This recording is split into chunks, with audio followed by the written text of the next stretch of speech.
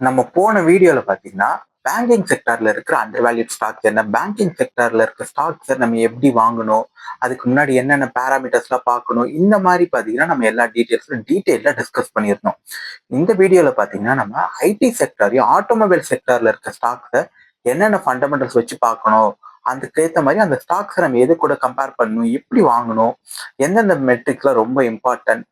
அதே மாதிரி ஆட்டோமொபைல்லயும், ஐடி செக்டார்லயும் இருக்க அண்டர் வேல்யூ ஸ்டாக்ஸ் என்ன? இப்ப அது வந்து கன்சிடர் பண்ற ரேஞ்சில இருக்க இதை பத்தி நம்ம டீட்டெயிலா டிஸ்கஸ் பண்ண போறோம். வணக்கம் மக்களே, நான் ராஜ்குமார் பாரதி. இந்த channel finance with Raj. First பாத்தீங்கன்னா நம்ம ஐடி செக்டார்ல இருக்க அண்டர் வேல்யூ ஸ்டாக்ஸ் என்னன்னு பார்க்கலாம். ஃபர்ஸ்ட் ஐடி செக்டார்ல இருக்க முக்கியமான பாராமீட்டர்ஸ் என்ன?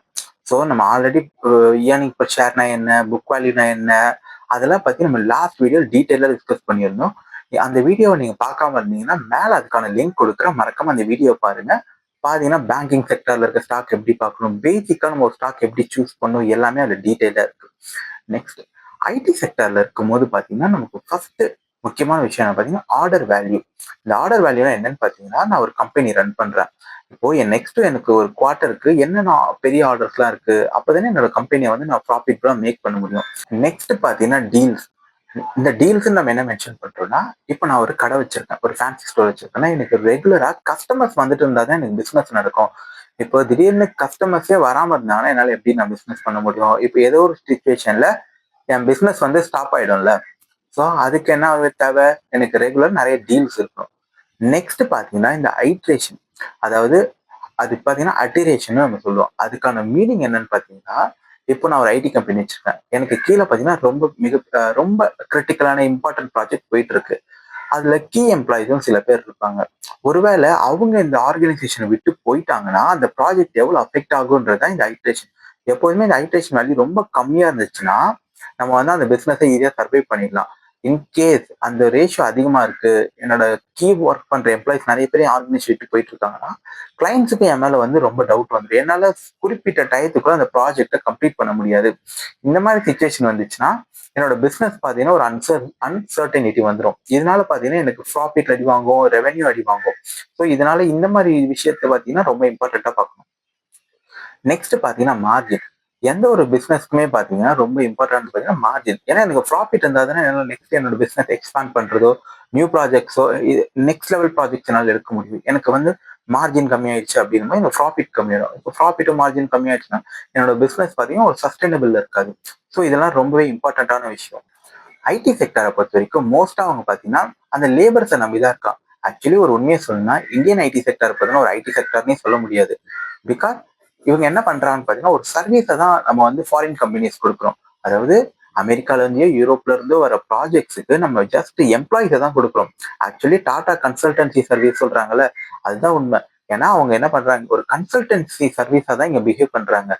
இந்தியாவில இருக்க எம்ப்ளாயிஸையும் ஹையர் பண்ணி ஃபாரின்ல இருக்க ப்ராஜெக்ட்ஸுக்கு டெப்ளாய் பண்றாங்க. ஏன்னா ஃபாரின்ல சேலரி அதிகம். அதை விட கம்பேர் பண்ணும்போது இந்தியா மாதிரியான மார்க்கெட்ல சேலரி வந்து பாத்தீங்கன்னா கொஞ்சம் கம்மியா இருக்கு. ஸோ அதனாலதான் அவங்க ஃபாரினர்ஸ் பாத்தீங்கன்னா இந்தியா மாதிரியா இருக்க மார்க்கெட்டை ப்ரிஃபர் பண்றாங்க. ஸோ இந்த இந்தியன் எம்ப்ளாயிஸ் வந்து ஃபாரின் ப்ராஜெக்ட் ஒர்க் பண்ணி அவங்களுக்கு பண்ணி கொடுக்குறாங்க. ஸோ இப்படிதான் இந்தியன் ஐடி கம்பெனிஸ் ஒர்க் ஆகுது. ஆக்சுவலி இதை நம்ம ரொம்பவே தெரிஞ்சுக்கணும். நம்ம நினைக்கிற மாதிரி இந்தியன் ஐடி கம்பெனிஸ் பாத்தீங்கன்னா ஒரு ஏஐ பில்ட் பண்றதோ, இவங்களே செல்ஃபா அவங்களுக்கு தேவையான ப்ராடக்ட் பில்ட் பண்ண எதுவுமே கிடையாது. ரியல் ஐடி ப்ராடக்ட்ஸான மெட்டா, அமேசான் இது எல்லாமே பாத்தீங்கன்னா இப்போ வந்திருக்க ஏஐசி இது எல்லாமே பாத்தீங்கன்னா ஃபாரின்ல தான் இருக்கு. இந்தியாவில பாத்தீங்கன்னா அதுக்கான எக்ஸாக்ட் இது கிடையாது. இவங்க எல்லாருமே அந்த ப்ராஜெக்ட்க்கு தேவையான லேபர்ஸோ இல்லாட்டி சர்வீசஸோ தான் ப்ரொவைட் பண்றாங்க. கரண்டா பாத்தீங்கன்னா இந்தியன் ஐடி மார்க்கெட்ல இருக்கிறதுன்னு பாத்தீங்கன்னா டிசிஎஸ், இன்ஃபோசிஸ், எஸ்சிஎல், விப்ரோ இது நாலுமே அண்டர் வேல்யூல தான் இருக்கு. ஆனா ஒரு விஷயத்த எப்போதுமே மறந்துடாதீங்க. நியூஸ்ல நிறைய நீங்க கேள்விப்பட்டிருப்பீங்க. லாஸ்ட் 1 இயர்ல பாத்தீங்கன்னா இந்தியன் ஐடி ஸ்டாக் வந்து ஒரு 50% வந்து கம்மியா இருக்கு, 40% கம்மியா இருக்குன்ட்டு. ஆனா இப்ப கூட இன்ட்ரென்சிக் வேல்யூ என்னன்னு தெரியாது. இன்னமும் பாத்தீங்கன்னா ஃபியூச்சர்ல இதுதான் லோவஸ்ட் பாயிண்டா, இதை விட டவுன் ஆகுமா ஆகாதான்ற கிளாரிட்டி இல்லை. ஏன்னா ஏஐ வந்து எப்படி இந்தியன் ஐடி கம்பெனிஸ் எல்லாம் அஃபெக்ட் பண்ண போகுதுன்னு யாருக்குமே கிளாரிட்டி இல்லை. யாருக்கு ரோல், எந்த ரோல் எல்லாம் வந்து சஸ்டெயின் ஆக போகுது, எந்த ரோல் எல்லாம் பாத்தீங்கன்னா எலிமினேட் ஆக போகுது நமக்கு தெரியல. ஆனா அதனாலதான் எப்போதுமே இந்தியன் ஐடி ஸ்டாக் மார்க்கெட்ல இன்வெஸ்ட் பண்ணும்போது பாத்தீங்கன்னா பல்கா இன்வெஸ்ட் பண்ணாம எஸ்ஐபி மாதிரியோ இல்லைன்னா மந்த்லி பாத்தீங்கன்னா குறிப்பிட்ட வேல்யூக்கு ஸ்டாக் வாங்குறதோ இடிஎஃப் வாங்குறதோ இருக்கிறது பெட்டரான ஒரு சொல்யூஷனா இருக்கும். ஏன்னா உங்களுக்கு இதுக்கப்புறம் என்ன ஆகுன்றது தெரியாம இருக்க வரைக்கும் இது நல்லது. நெக்ஸ்ட் நம்ம ஆட்டோமொபைல் செக்டார்ல இருக்க ஸ்டாக்ஸ் எப்படி வாங்கணும், ஆட்டோமொபைல் செக்டார்ல எது அண்டர் வேல்யூன்றதை பார்க்கலாம்.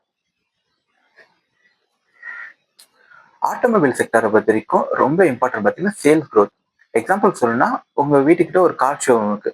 போன வருஷம் பார்த்தீங்கன்னா 100 கார் சேல் ஆயிருக்கு. இந்த வருஷம் 150 கார் ஷேர் ஆயிருக்குன்னா அவங்களுக்கு பார்த்தீங்கன்னா 50% வந்து சேல்ஸ் க்ரோத் ஆயிருக்கு. இந்த இதெல்லாம் பார்த்தீங்கன்னா ரொம்பவே இம்பார்ட்டன்டான ஒரு விஷயம். ஏன்னா சேல் க்ரோத் ஆனாதான் அவங்களுக்கு உள்ள வந்து நியூ கார்ஸோ இல்லை நியூ பைக்ஸோ அவங்க வந்து இது பண்ண ஆரம்பிப்பாங்க, டெவலப் பண்ண ஆரம்பிப்பாங்க. ஸோ எப்போதுமே நியூ கார்ஸ் வந்து சேல் ஆக தான் நமக்கு வந்து பிஸ்னஸ் வந்து இன்க்ரீஸ் ஆகும். இப்போ சென்னையில பாத்தீங்கன்னா ஒரு 50 கார் ஷோரூம் இருக்குன்னு வச்சுக்கலாம். ஆனா ஒரு கார் ஷோரூம்ல மட்டும் பாத்தீங்கன்னா எப்போதுமே பாத்தீங்கன்னா கார் வந்து அதிகமா சேல் ஆயிட்டு இருக்குன்னா என்ன சொல்லுவாங்க, இந்த ஏரியால இருக்க காரோட இந்த ஒரு ஷாப் தான் வந்து பாத்தீங்கன்னா லீடரா இருக்குன்னு சொல்லுவாங்க. இது ரொம்பவே இம்பார்ட்டன்ட். ஏன்னா எப்போதுமே மார்க்கெட் ஷேர் வந்து அப்ப அந்த மிச்ச எல்லா ஷோரூமை விட இந்த ஒரு ஷோரூம்ல தான் அதிகமான ரெவென்யூ ஜென்ரேட் ஆயிட்டு இருக்கும், நிறைய ப்ராஃபிட் மேக் ஆயிட்டு இருக்கும். இதே மாதிரிதான் இங்க நம்ம 50 இதுன்னு சொல்றோம்ல, 50 ஷோரூம்னு சொல்றோம். நீங்க 50 ஷோரூம் டிஃப்ரெண்ட் ஷோரூமா தானே இருக்கும். ஃபர்ஸ்ட் இருக்கிறது வேற கம்பெனியா இருக்கும், செகண்டுக்கு வேற கம்பெனியா இருக்கும், மூணாவது இருக்கிறது வேற கம்பெனியா இருக்கும். ஸோ அப்படி இருக்கும்போது எந்த கம்பெனியோட சேல்ஸ் நிறைய நடக்குது, அப்படி சேல்ஸ் நிறைய இருந்தால் அவங்களுக்கு ரெவன்யூ நிறைய வரும். அப்படி இருக்கும்போது மார்க்கெட் ஷேர் இருக்கும். இப்போ எக்ஸாம்பிள் 100% இருக்கு. அதுல ஏன்ற கம்பெனி மட்டுமே ஒரு 60% மார்க்கெட் ஷேர் ஹோல்ட் பண்ணா அவங்க தான் மார்க்கெட்டோட லீடரா இருப்பாங்க. ஸோ அந்த மாதிரி செக்டர், அந்த மாதிரி கம்பெனி என்னன்னு பார்த்து நம்ம இன்வெஸ்ட் பண்றது பார்த்தீங்கன்னா ரொம்பவே நல்ல ஐடியா. அதே மாதிரி இந்த ஆட்டோமொபைல் ஷேர்லாம் பார்க்கும்போது நம்ம டெப்ட்டை வந்து ரொம்ப இம்பார்ட்டண்டா பார்க்கணும். நம்ம பேங்கிங் செக்டார் ரிலேட்டடா நம்ம எந்தெந்த ஸ்டாக்லாம் பார்த்தோமோ நம்ம பேங்கிங் ஸ்டாக் பார்க்கும்போது ஒரு விஷயம் சொல்லியிருப்போம். பேங்க்ன்றதே கடன் கொடுக்கறது தான். அப்படி இருக்கும்போது நம்ம அங்க வந்து டெப்ட்டை பார்க்கக்கூடாது அப்படின்ட்டு. ஆனா இந்த ஆட்டோமொபைல் செக்டர்ல நம்ம டெப்த் நம்ம கண்டிப்பா பார்க்கணும். ஏன்னா அவங்க டெப்த் நிறைய வச்சிருந்தாங்க. டெப்த்ன்றது என்னன்னா கடன். அவங்களுக்கு நிறைய கடன் இருந்துச்சுன்னா கடனுக்கு இன்ட்ரெஸ்ட் பே பண்றது, கடனை ரீபே பண்றதுலயே அவங்களோட ப்ராஃபிட் போயிடும். எப்போதுமே இந்த ஆட்டோமொபைல் செக்டர்ல கடன் யாருக்கெல்லாம் கம்மியா இருக்கோ அதை நம்ம பார்த்து இன்வெஸ்ட் பண்றது ரொம்பவே புத்திசாலித்தனமான ஒரு விஷயம். அப்ப ஏன் ஐடி கம்பெனிக்கு சொல்ல நீங்க யோசிச்சிருக்கீங்க. ஐடி கம்பெனிக்கு எல்லாத்துக்கும் பாத்தீங்கன்னா கடனே மோஸ்டா இருக்காது. அவங்க என்ன பண்ணிருப்பாங்க பாத்தீங்கன்னா அவங்களோட மேக்ஸிமம் இன்வெஸ்ட்மெண்ட்டே ரூம்க்கு ரெண்டோ, நெக்ஸ்ட் பாத்தீங்கன்னா இந்த லேப்டாப்ஸ்க்கு வந்து சாரி எம்ப்ளாயிஸ் கொடுக்குற லேப்டாப் அதர் ஆக்சசரிஸ் தான் இருக்கும் அவங்களோட மோஸ்டா அவங்க இன்வெஸ்ட்மெண்ட்டே. ஸோ அதனால அவங்க கிட்ட மோஸ்டா டெப்த் இருக்காது. இது எல்லாமே ஒன் டைம் இன்வெஸ்ட்மெண்ட். ஒரு லேப்டாப் ஒரு டைம் தான் வாங்குவாங்க. அந்த மாதிரி இருக்கிறதுனால அவங்க பெருசா இருக்காது. ஆனா இந்த ஆட்டோமொபைல்லாம் பாத்தீங்கன்னா நியூ மிஷினரிஸ் வாங்குறதுனால அதுக்கு நிறைய பாத்தீங்கன்னா கடன் இருக்கிறதுக்கான பாசிபிலிட்டிஸ் இருக்கு. ஸோ இந்த விஷயத்தெல்லாம் நம்ம வந்து ரொம்ப பார்த்து ஒரு ஸ்டாக் வாங்குறது ரொம்ப. நெக்ஸ்ட் பாத்தீங்கன்னா ஆட்டோமொபைல் செக்டர்ல அண்டர் வேல்யூடா இருக்க ஸ்டாக் என்னன்னு பார்க்கும்போது பாத்தீங்கன்னா நீங்க சொன்னா நம்புவீங்களா தெரியல. இப்போ பாத்தீங்கன்னா ஹீரோ மோட்டோ கப்னு ஸ்டாக் இருக்கு. அதோட வேல்யூ பாத்தீங்கன்னா 5300 இருக்கு. ஆக்சுவலி என்னடா இது பார்த்தா ரேட் அதிகமா இருக்கு அப்படின்னு நீங்க நினைக்கலாம். ஆக்சுவலி இந்த வேல்யூக்கு பாத்தீங்கன்னா அந்த ஸ்டாக் ரொம்ப அண்டர் வேல்யூடா தான் இருக்கு. நெக்ஸ்ட் பாத்தீங்கன்னா டாடா மோட்டர்ஸ் கமர்ஷியல் வெஹிக்கிளும் பேசஞ்சர் வெஹிக்கிள் இதுவுமே பாத்தீங்கன்னா சீப்பா இருக்கு. எப்போதுமே ஒரு விஷயம் தெரிஞ்சுக்கோங்க. ஒரு ஸ்டாக் 200 ரூபாய் 300 ரூபாயில இருந்தா அது சீப்னு கிடையாது. அதே மாதிரி 5000 ரூபாய் 6000 ரூபாயில இருந்துச்சுன்னா அது வந்து ரொம்ப அதிகமான ரேட்ல இருக்குன்னு அர்த்தம் கிடையாது.